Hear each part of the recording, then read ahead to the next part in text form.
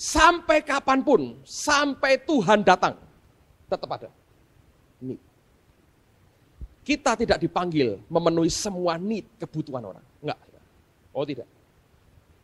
Kalau itu terjadi, saudara, Anda akan mabuk. Ya ini, dari satu titik akan muncul kebutuhan begitu banyak. Orang yang berani fokus di area yang Tuhan tempatkan, dia akan berhasil. Tapi kalau Anda mulai terjebak untuk mulai melakukan berbagai hal, percayalah, itu fokusmu akan hilang. Pendeta Harold Gingrich memberikan nasihat bagus kepada saya. Kami sempat sharing di situ dan kami di rumah beberapa kali berdoa bersama-sama. Terus dia ngomong sama saya begini, ini yang aku rasakan dari Tuhan, apa yang akan terjadi dalam hidupmu. Dia berkata, dalam waktu tidak lama, pelayananmu kepada bangsa-bangsa akan mengalami ledakan yang luar biasa. Pada saat itu kamu akan begitu sibuk, kamu akan bergerak ke banyak negara dan banyak bangsa, jadi berkat bagi mereka. Tapi Tuhan berkata kepada saya untuk mengingatkan kamu, jangan lupa panggilanmu yang utama adalah jadi gembala untuk JKI Injil Kerajaan. Disitulah tempat di mana sumber kasih karunia Allah buat hidupmu itu ada. Jangan terlalu jauh dari tempat itu. Kalau engkau bergerak terlalu jauh meninggalkan itu, kamu keluar dari kasih karunia Allah, tidak ada gunanya. Wah, itu perkataan seperti rema, jelas bekas di hati saya. Dia berkata, jangan terlalu jauh dari tempat itu. Sebab disitulah sebetulnya kasih karunia Allah yang paling besar dalam hidupmu. Amen, saudara. Kelak kalau Anda dalam pelayanan, ingat, jangan sampai kehilangan fokus. Kebutuhan selalu ada. Nah, saya beri contoh Yesus sendiri. Ketika dia di kolam Bethesda, Alkitab berkata sejumlah besar orang sakit di situ. Betul nggak, saudara? Sejumlah besar. Yang dia sembuhkan berapa? Hah? 1. Sadis kan Yesus? Kalau dibilang kebutuhan sembuh, yang butuh sembuh berapa, saudara? Semua. Nangkep ya? Tapi berapa yang dia sembuhkan? 1. Kelak dalam penjelasannya dia berkata apa? Aku hanya melakukan apa yang aku lihat Bapakku melakukan. Anak tidak bisa berbuat apapun dari dirinya sendiri. Jadi bapaknya berkata lewat Roh Kudus, yang ini sembuhin. Sembuhin itu aja. Bahwa kebutuhan masih banyak, iya. Tapi kita tidak pernah dipanggil untuk menjawab semua kebutuhan. Kalau kita mencoba mengkompromikan seperti kemarin, saudara. Sidon, Elizabeth, Elis, Tony, dan apa lagi? Hilda, Ranch, dead, mati semua sapinya. Yesus berkali-kali masuk bait Allah, itu pasti. Dia pasti ketemu dengan orang yang lumpuh di gerbang indah. Betul nggak, saudara? Disembuhkankah dia oleh Yesus? Tidak. Kelak siapa yang dipakai Tuhan? Petrus dan Yohanes. Jadi ini yang kita harus sadari. Kalau tidak, Anda frustrasi. Pak, kebutuhan, ya kebutuhan tetap ada. Tapi biarlah kita hanya bergerak berdasarkan kasih karunia Tuhan saja. Bukan atas dasar kita mau supaya kita memenuhi kebutuhan itu. Lihat ketika Yudas menegur Maria, yang memberikan minyak narwastu yang mahal. Dia berkata apa? Ini 300 dinar, berikan kepada orang miskin. Dia ngomongnya apa? Orang miskin selalu ada pada kamu. Jadi kebutuhan itu sampai kapanpun ada. Tapi dia telah melakukan yang terbaik yang perlu untuk penguburanku. Jadi jangan berkata, oh aku akan penuhi semua kebutuhan. Salah, saudara. Fokus saja kepada apa yang Tuhan berikan kepada saudara. Lakukan yang terbaik. Bukan kita menutup mata. Tapi kita berkata, aku hanya ada dalam tempat di mana anugerah Allah diberikan kepada saya. Saya beri contoh paling ekstrim, saudara. Kalau Anda ini bukan seorang dokter, ya, ada orang sudah kejang, mau mati. Ini kan kebutuhan Pak, disuntik. Lalu Anda ambil obat suntik, terserah apa, tidak tahu apa-apa. Obat, alat suntik juga bekas, gak tahu apa. Anda suntik karena ini kebutuhan. Anda mempercepat kematiannya atau Anda menyembuhkan kira-kira? Ayo. Itu akhirnya berakibat fatal atau malah baik, saudara? Jadi kalau itu di luar areal yang Tuhan berikan buat kita. Karena Paulus juga berkata begini, aku ini tidak bekerja melampaui batas yang Tuhan berikan kepadaku. Aku tidak membangun apa yang diletakkan orang lain sebagai dasar, berarti ada batasannya. Jangan terjebak untuk berkata, semua kebutuhan akan aku berikan. Salah. Biasanya kalau Anda ketemu dengan seorang hamba Tuhan dengan panggilan rasuli yang kuat, dia akan punya banyak hal. Banyak hal. Ingat karena saya berkata seorang rasul bisa touch semua areal. Ya. Dia tetap sebagai rasul bisa, muncul profetiknya, kenabiannya bisa, jadi penginjil dibutuhkan, dia bisa khotbah, teriak-teriak sebentar ada orang bertobat, jadi gembala dia harus karena dia mesti mimpin dan dia mesti membangun, dia seorang master builder. Jadi pengajar, kalau dia ngajar Anda suka dengerin dia, karena dia juga punya pengalaman dengan Tuhan dan pengetahuannya solid sekali. Dia bisa touch semua, karena komplit, dia bisa lakukan banyak lebih dari yang lain. Tapi kalau ada orang hanya gembala, jadilah gembala. Pak, saya ingin begini, ya itu keinginan boleh. Tapi apakah itu yang Tuhan berikan kepada saudara? Itu masalah yang berbeda. Nah dengerin saudara, ada seorang hamba Tuhan bernama Bob Gass, dia berkata begini. The way to kill a man with a great dream is to give him another one. Cara untuk membunuh seseorang yang punya impian yang besar adalah dengan cara apa? Berikan dia impian yang lain lagi. Dia mimpi, aku ingin melihat Rusia dimenangkan. Yang dia doakan Rusia. Dia mulai kerjakan Rusia bagi Yesus. Cara membunuh dia, berikan satu lagi. Yang tidaklah gede, Cina. Mabuk ya. India, Timur. Wah itu rame saudara. Kalau Anda melihat begitu saudara, habis fokusnya. Dia berkata, the way to kill a man with a great dream is to give him another one. Berikan impian yang gede lagi satu ke dia. Mati dia. Terus dia berkata begini, the devil's strategy is to get you spread out so thin. Strateginya iblis adalah membuat Anda itu bisa diapain ya?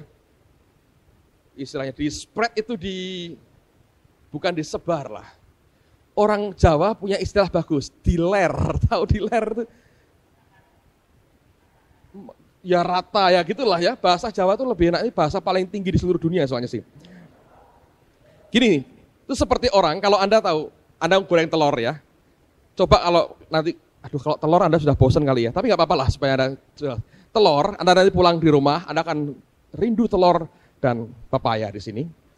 Yang pasti dan ibumu akan senang sekali, anakku sekarang pintar mencuci dan sebagainya, yang laki jadi bersih, bisa ngatur tempat tidurnya sendiri. Nah, kalau Anda goreng telur di rumah, di sini nggak bisa, di rumah Anda goreng telur, Anda cari tempat penggorengan yang gede, ya, sekian. Untuk masak orang sekampung, saudara. Lalu telur satu ini Anda buat supaya bisa memenuhi semaksimal mungkin. Anda akan ketemu dengan telur yang tipisnya luar biasa. Ya, dia berkata, the devil's strategy is to get you spread out so thin that you become mediocre in everything and excellent in nothing. Jadi kamu itu rata-rata di sini ya, ada ini lumayan, omnipresence hadir di mana-mana, tapi hanya ya lumayan, tapi excellent in nothing. Oh ya ada gereja, ya ada klinik, ya ada sekolah, ada lagi apa? Sekolah Alkitab juga ada. Berapa gerejanya? Ya lumayan kok, 75 ya ada. Ada juga klinik ada. Setahun 2 kali bukanya. Ada sekolah juga, muridnya berapa? 5, itu anak saya 2, ponakan 3. Ada sekolah Alkitab ada, yang datang siapa? Ya majelis-majelis saya sekolah Alkitab, orang luar belum ada. Tapi saya punya 4 ini, iya betul. Mediocre in everything, but excellent in nothing. Karena seperti telur Anda, dibuat begitu tipis, sampai nggak bisa ngapa-ngapain. Jadi kuncinya saya mau beritahu, berfokus kepada apa yang Tuhan beri. Tajam di satu, Anda akan dipakai luar biasa. Amen, saudara. Kalau Anda tajam di satu, itu akan luar biasa. Saya perhatikan begini ya, hamba-hamba Tuhan yang dipakai Tuhan luar biasa. Kalau Anda perhatikan, mereka punya ketajaman tertentu yang kuat sekali. Bahkan hampir ekstrim. Hampir ekstrim. Kalau sudah ekstrim, sudah keliru. Hampir ekstrim. Kalau dia sudah punya keyakinan satu dia pegang. Ekstrim, hampir ekstrim, saudara. Karena fokusnya tajamnya luar biasa. Tapi orang akan tahu, Tuhan pakai dia di situ. Tapi ada orang yang semua ngerti. Semua ngerti. Ada tuh pendeta teman saya. Semua ngerti. Diajak ngomong apapun iya. Ada Toronto, datang ke Toronto. Dia ada apa, datangi. Untuk apa? Dia mau tahu. Dia ngerti ini, dia ngerti ini, dia ngerti ini. Dipraktekin enggak? Enggak. Untuk apa? Pokoknya tahu saya. Ngalami sedikit-sedikit goyang. Sudah ngalami. Diajak ngomong apa saja, dia pasti nyaut, saudara. Dia punya semua. Tapi hanya mediocre in everything and excellent in nothing. Akhirnya apa? Tumpul. Lihat akan semua benda yang tajam. Karena ada fokus. Kalau titik sudah lebih dari satu, sudah tumpul. Jadi kita harus mengerti di mana tempat kita sebenarnya. Dan di situ Anda masuk, di situ Anda kuat. Jangan biarkan ada lebih dari satu titik dalam hidupmu. Tajam di situ. Dan Anda akan dipakai Tuhan luar biasa. Yang terakhir, Kisah Rasul pasal yang ke-6. Saya akan persingkat saja. Saudara toh harus sore nanti 2 session lagi. Ibu Indri sore ini sudah tiba di Semarang. Siap untuk minggu depan. Anda nikmati, saya pamit ke Semarang, kerja di Semarang, Anda nikmati dia. Adil kan? Adil sekali. Itu paling enak, agak irit, tidak perlu nyediain kopi atau teh. Sikat tanpa break, saudara.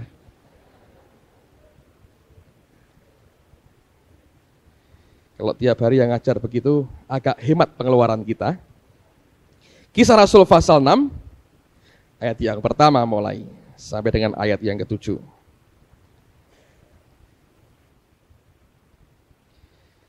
Pada masa itu ketika jumlah murid makin bertambah, timbullah sungut-sungut di antara orang-orang Yahudi yang berbahasa Yunani terhadap orang-orang Ibrani karena pembagian kepada janda-janda mereka diabaikan dalam pelayanan sehari-hari. Jadi sebagaimanapun ya, Anda ngerti, orang itu egois, saudara. Ya, kalau makanya saya berkata minggu lalu, orang itu cenderung kumpul atau datang atau hidup dalam habitatnya. Ya kan, saudara? Teman-teman saya di Amerika itu banyak yang nggak bisa bahasa Inggris. Kalau ngomong Jawa, Jawa Tengah, Jawa Timuran, ya opo pinter, saudara. Begitu ngomong hotel Hyatt, ngomongnya Hyatt. Hilton, katanya begitu. Wah, kacau balau. Itu sudah bertahun-tahun di Amerika. Satu kali saya ikut KKR-nya Benny Hinn, terus ini si Om ini berkata, oh nginep di Hyatt ya? Hyatt itu mana? Rupanya Hyatt maksudnya, Hyatt katanya. Ya udah terserahlah, saudara. Jadi orang itu senang kumpul dengan habitatnya, Anda harus ngerti itu. Orang Indonesia kumpul sama orang Indonesia. Cari gerejanya Indonesia, cara berpikirnya Indonesia.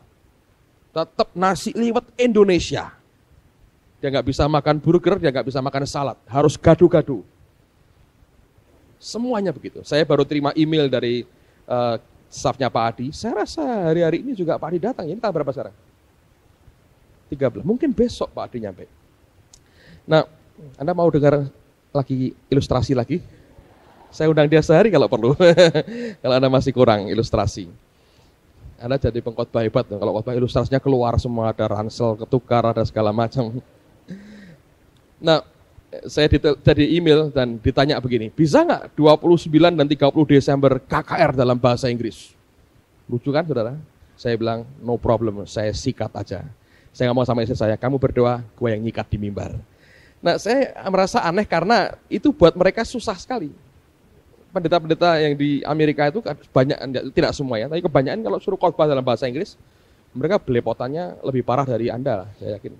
Anda kan sudah terima Inggris, Mission Day, segala macam kan, Anda pasti lebih hebat dari mereka. Minimal lebih nekat dari mereka. Mungkin mereka terlalu ngerti yang benar seperti apa, jadi nggak berani ngomong, saudara. Kita yang nggak terlalu ngerti yang benar kayak apa, kita tutup mata, kita sikat aja. Jadi orang itu akhirnya kembali ke habitatnya. Terusin ayat berikutnya, sudah siang, saudara. Berhubung dengan itu, ke-12 rasul itu memanggil semua murid berkumpul dan berkata, kami tidak merasa puas karena kami melalaikan firman Allah untuk melayani meja. Karena itu saudara-saudara, pilihlah 7 orang dari antaramu yang terkenal baik dan yang penuh Roh Kudus dan hikmat, supaya kami mengangkat mereka untuk tugas itu. Dan supaya kami sendiri dapat memusatkan pikiran dalam doa dan pelayanan firman. Anda garis bawahi akan ayat yang keempat tadi. Usul itu diterima baik oleh seluruh jemaat, lalu mereka memilih Stefanus, seorang yang penuh iman dan Roh Kudus, dan Filipus, Prokorus, Nikanor, Timon, Parmenas, dan Nikolaus, seorang penganut agama Yahudi dari Antioquia. Mereka itu dihadapkan kepada rasul-rasul, lalu rasul-rasul itu pun berdoa dan meletakkan tangan di atas mereka. Firman Allah makin tersebar dan jumlah murid di Yerusalem makin bertambah banyak, juga sejumlah besar imam menyerahkan diri dan percaya. Nah, para rasul berkata begini, supaya kami sendiri dapat memusatkan pikiran dalam doa dan pelayanan firman. Ini fokus. Dalam bahasa Inggrisnya dikatakan, but we will give ourselves continually to prayer and to the ministry of the word. Kami akan menyerahkan, memberikan diri kami secara kontinu, terus-menerus dalam doa dan dalam pelayanan firman. Nah, kata give ourselves continually dalam bahasa aslinya artinya sama dengan addicted, kecanduan. Orang kecanduan itu artinya tidak bisa tidak. Kalau Anda sampai titik kecanduan, tidak bisa tidak. Kalau tidak, tidak bisa. Jadi harus.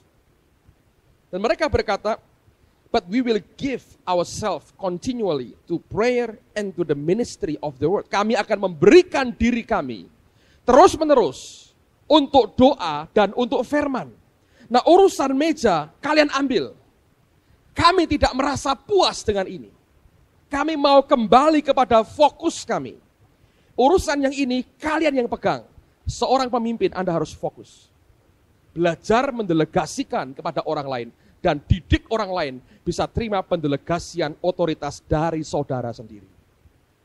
Yang luar biasa, Alkitab berkata dengan jelas, setelah mereka melakukan itu, pada ayat yang ke-7 dikatakan, firman Allah makin tersebar dan jumlah murid di Yerusalem makin bertambah banyak. Alkitab berkata mereka mengalami multiplied greatly. Mereka mengalami pelipat gandaan secara luar biasa. Semua yang fokus akan membawa dampak yang sangat besar dalam kehidupan kita. Amen, saudara.